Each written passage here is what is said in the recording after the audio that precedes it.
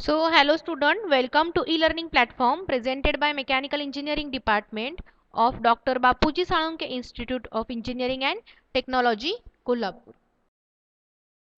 The summary of last video, we see the sine bar, how to measure the angle with the help of sine bar, and also how to measure the angle with the help of sine center. So, we discuss all the sine bar and sine center in last video. बघा तुम्ही पाहिलं असेल की sine bar sine bar use करून आपण जेव्हा angle major करतो तेव्हा स्लिप गेजेसचा कसा यूज करायचा, स्लिप गेजेसचं कॉम्बिनेशन कसं करायचं, रिंगिंग प्रोसेस आपण सेकंड चॅप्टरमध्ये बघितली आहे रिलेटेड टू स्लिप गेजेस. तर ते कसं अचीव करायचं, त्याचं कॅल्क्युलेशन कसं असतं, हे सगळं डिटेलमध्ये आपण साइन बारमध्ये बघितलं. सिमिलर साइन सेंटर बघितलं आपण की साइन सेंटरचा यूज करून म्हणजे कॉनिकल शेप असेल तर त्याचा तुम्हाला अँगल मेजर करायचा असेल तर तुम्ही तिथं साइन सेंटर्स यूज करतो आपण. ठीक आहे, मग तुम्हाला ह्याचं साइन बारचं एक प्रॅक्टिकल आपण ह्याच्यात मॅन्युअलमध्ये आहे तर ते आपण बघूया. ओके, सो साइन बार कशासाठी यूज करतो आपण, अँगल मेजरमेंटसाठी. सिमिलरली साइन बारचं एक मेन हे आहे की एक्झाममध्ये तुम्हाला कंपल्सरी ते येतं, डेरिवेशन आहे त्याचं की साइन बार हा जनरली 45 डिग्रीपेक्षा जास्त अँगलला यूज करत नाहीत.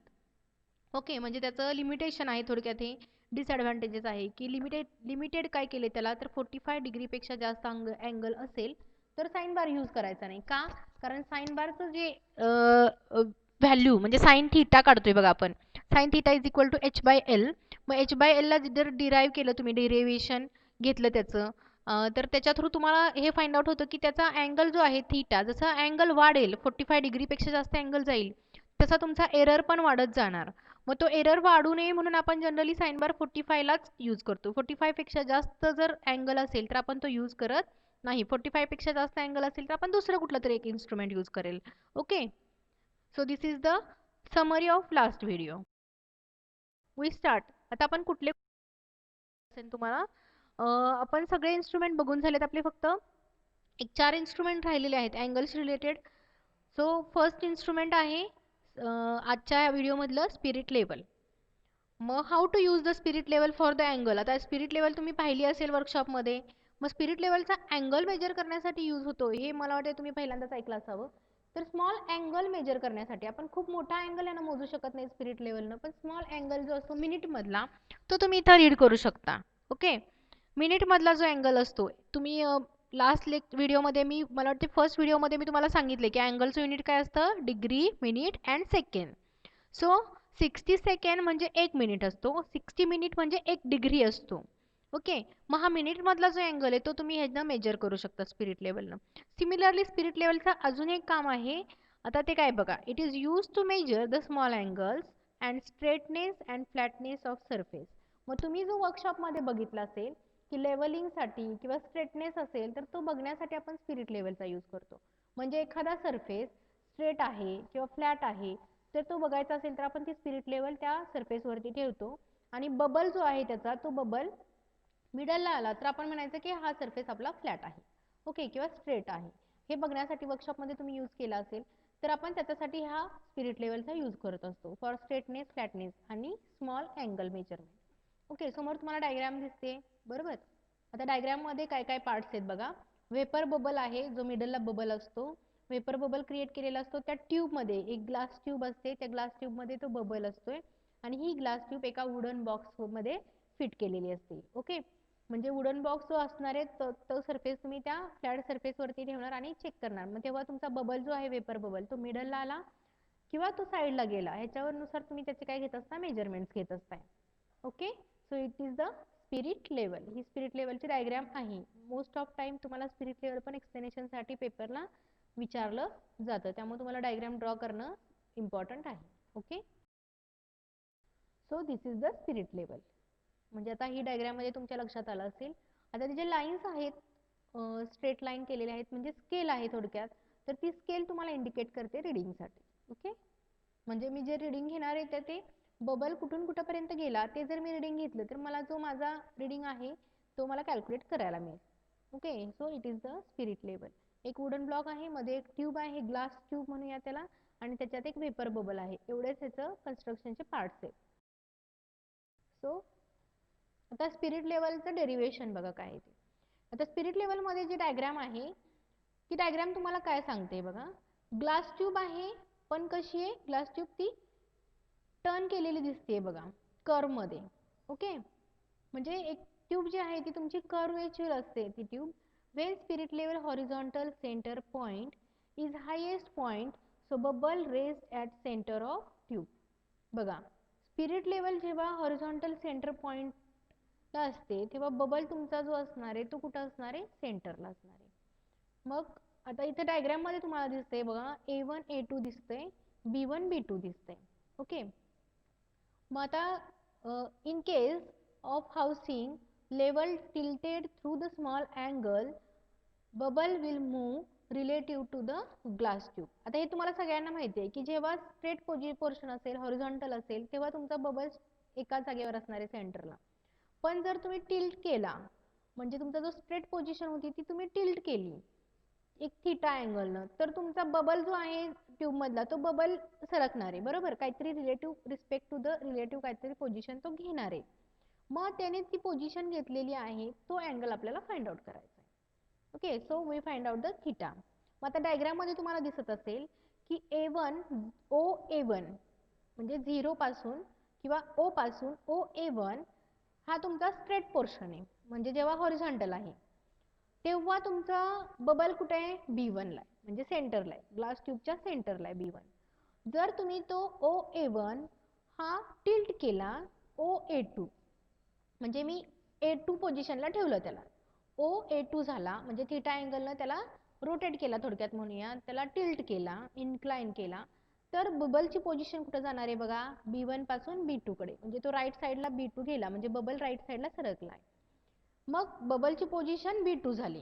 Okay, so the base level O1 and A2 O2. मग हा O आणि A2, O आणि A1 हे दोन्ही पण तुमचे बबल लेवल, बेस लेवल आहेत, सॉरी. आणि बबलची लेवल कुठं दाखवते, B1 आणि B2 दाखवते.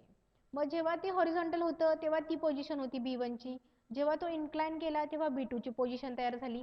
देन स्मॉल एल बघा कुठे वरती आहे B1 B2 मध्ये, आणि कॅपिटल एल कुठे आहे O आणि A1 मध्ये. So small L is bubble travel from B1 to B2, म्हणजे बबल तुमचा किती मूव्ह झालाय, तर B1 पासून B2 पर्यंत गेला, ही झाली माझी L. मग माझ्याकडं L आहे and H is the difference between base of spirit level. मग स्पिरिट लेवलमध्ये तुम्ही किती डिफरन्स केलाय, म्हणजे तुमची जी बेस पोझिशन होती की OA1 होतं त्याच्यावर मी OA2 केला, मग H हा त्या दोन्हीचा डिफरन्स झाला. मग H आहे माझ्याकडं, तर मग मी थीटा अँगल फाइंड आउट करू शकते. मग tan theta is equal to काय असतं, tan theta is equal to काय येईल, H बाय कॅपिटल L. एक हा फॉर्म्युला येईल. आणि दुसऱ्या डायग्रामवरून काय येऊ शकतं, तर थीटा इज इक्वल टू, हा थीटा जो आहे तो सिमिलर टू इकडं थीटा असणार आहे.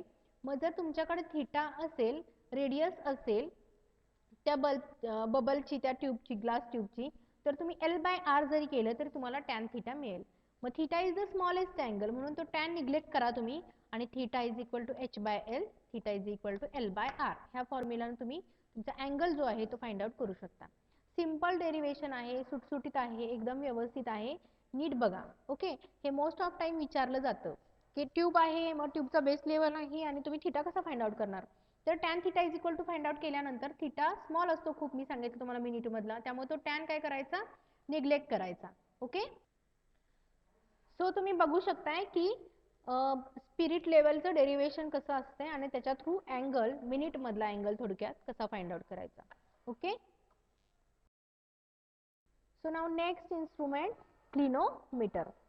Most of time this instrument is use in civil engineering, म्हणजे जनरली हा सिव्हिल इंजिनिअरिंग मध्ये यूज केला जातो की अँगल मेजरमेंटसाठी. ओके, आपल्या इथं पण यूज करतात, पण मोस्ट ऑफ टाइम हा सिव्हिलमध्ये यूज केला जातो. सो आता ह्याच्या मागे एक सोपा कन्सेप्ट आहे की क्लिनोमीटर कसा तयार झाला किंवा कसा अँगल दाखवतो तुम्हाला. So approximate height of tree, बघा अप्रॉक्सिमेट हाईट किती असणार आहे ट्रीची, A प्लस बी केलंय. Okay, then A is equal to distance from ground to the eye. A distance कुठलं आहे की बेस लेवल पासून आय पर्यंतचा, जो व्यक्ती बघायला लागलाय ऑब्झर्वर त्याच्यापर्यंत. And B is the distance of person from the tree, tree पासूनचं जे डिस्टन्स आहे ते. मग तुमच्याकडे हे दोन्ही डिस्टन्स असतील A and B, then we will calculate the approximate height of tree. ट्रीची हाईट तुम्ही फाइंड आउट करू शकता. ओके, बरं आपल्याला हाईट फाइंड आउट करायची नाही, आपल्याला थीटा फाइंड आउट करायचा आहे. Okay, so theta find out करण्यासाठी क्लिनोमीटर हे डिव्हाइस तयार केलं. मग क्लिनोमीटर डिव्हाइस कसं तयार केलंय, तर हे स्पिरिट लेवलचा पुढचं इन्व्हेन्शन आहे असं म्हणलं तरी चालेल, की स्पिरिट लेवल पण ह्याच्यात यूज केला जातो आणि अँगल मेजर करण्यासाठी त्याचा यूज आपण करतोय. ओके, सो ह्याच्यात बघू शकताय तुम्ही की क्लिनोमीटर, आता ही क्लिनोमीटरची प्रॉपर डायग्रॅम आहे. आता ह्या राईट साईडच्या डायग्रॅममध्ये तुम्हाला प्रोट्रॅक्टर दिसतोय, तुमचा जो तुम्ही यूज करता कंपासमध्ये तो.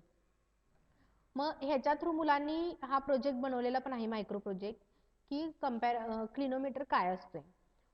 मग क्लिनोमीटरमध्ये प्रोट्रॅक्टर एक घेतला आणि एक पेन ट्यूब घेतली तुम्ही, एक स्ट्रिंग आणि वेट लावलं, तर तुम्हाला ज्या सरफेसचं रिडिंग घ्यायचंय त्या सरफेसला तुम्ही त्याला धरला तर तुम्हाला डायरेक्टली तो रिडिंग देणार अँगलचं.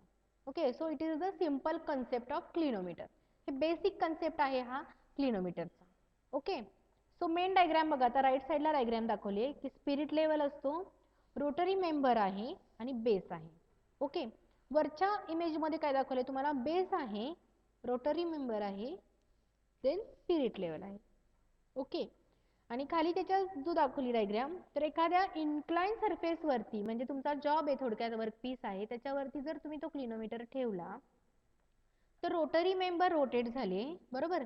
म्हणजे रोटरी मेंबर रोटेट होऊन तुम्हाला काहीतरी स्पेसिफिक काय दाखवणार आहे, अँगल दाखवणार आहे theta, and that is the theta of your workpiece और थीटा ऑफ युअर जॉब. म्हणजे तुमच्या जॉबचा जर अँगल तुम्हाला मेजर करायचा आहे तर त्या जॉबवरती तुम्ही तो क्लिनोमीटर ठेवायचा, रोटरी मेंबर, आणि स्पिरिट लेवलचा 0 तुम्ही व्यवस्थित ॲडजस्ट केला तर तुम्हाला रोटरी मेंबर तुम्हाला थीटा अँगल काय करणार आहे, दाखवणार आहे. Okay, so it is the clinometer. Similar diagram आहे. The clinometer is a special case of application of spirit level. मी मगाशी सांगितलं की ॲप्लिकेशन आहे स्पिरिट लेवलचं, थोडक्यात स्पिरिट लेवलचा यूज करतोय आपण इथं. It consist of spirit level mounted on rotary member carried in housing. बरोबर, रोटरी मेंबरवरती स्पिरिट लेवल आहे. One face of housing forms the base of the instrument. एक फेस जो आहे तो बेस आहे, बरोबर, म्हणजे त्या वर्कपीसवरती तुम्ही तो बेस लावणार. A circular scale is provided on the housing. A circular scale is used to measure the angle of inclination of rotary member relative to the base. आणि मग जी सर्क्युलर स्केल आहे ती रिलेटिव्ह टू रोटरी मेंबर तुम्हाला तो angle दाखवणार आहे. The scale may cover the whole circle or in only part of it. मग आता ही जी स्केल आहे ती पूर्ण कव्हर करेल किंवा थोड्या पार्टमध्ये कव्हर करेल. The base of the instrument is placed on the surface and rotary member is adjusted till 0 reading of bubble is obtained. बघा काय करायचं तुम्हाला, त्या वर्कपीस वरती तो क्लिनोमीटर ठेवायचा आणि रोटरी मेंबर तुमचा रोटेट होणारच आहे, पण तो तिथपर्यंत ऍडजस्ट करायचा जिथपर्यंत तुमचा स्पिरिट लेवल 0 होत नाहीये. म्हणजे स्पिरिट लेवलची बबल जेव्हा 0 होईल तेव्हा तुम्हाला काय मिळेल, ते एक्झॅक्ट रीडिंग मिळेल फॉर द अँगल मेजरमेंटचं. Okay, so this is the clinometer of angle measurement instrument. most of कुठं यूज केलं जातं, सिव्हिलमध्ये, आणि आपल्या इथं पण आहे. आपण एक मायक्रो प्रोजेक्ट टाईपमध्ये मुलांना त्याचं क्लिनोमीटरचं रीडिंग घेतो. Okay, so it is the clinometer to use the angle measurement.